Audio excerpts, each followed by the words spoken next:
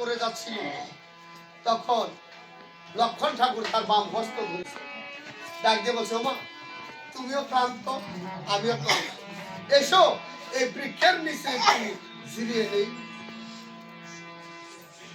তাই তারা দুজন মিলে একটি বৃক্ষের নিচে বসেছেন। সেই বৃক্ষ তলায় কচি দুর্বা ঘাসের উপর আমার মা সীতা দেবী শুয়ে পড়েছে, মাথা খানা রেখেছে দেবর লক্ষণের পুরাতে। বনের ওই হিমেল হাওয়ায় আমার মা সীতা দেবী ঘুমিয়ে পড়েছে।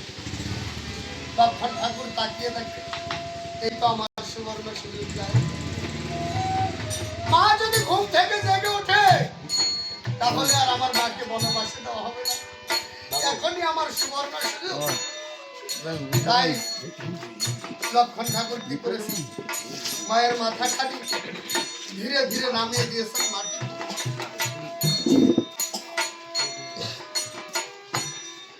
মাটিতে নামিয়ে দিয়ে দেখে দেখে বলছে, মা গো, মা আজকে আমি তোমার সন্তান হয়ে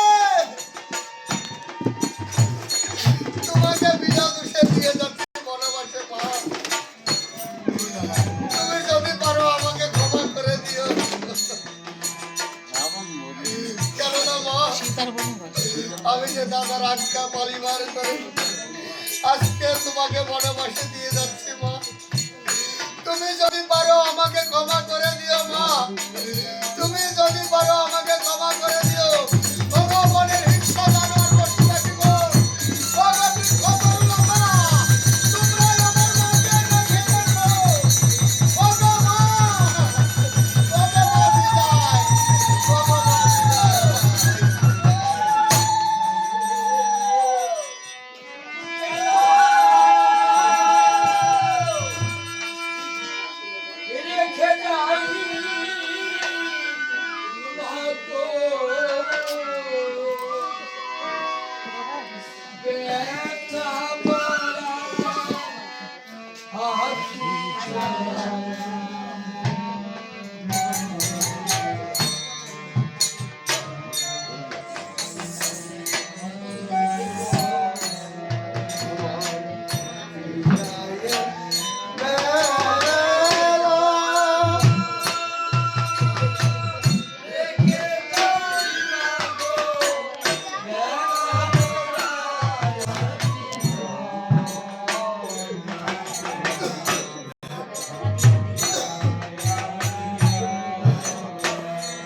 আমি জানি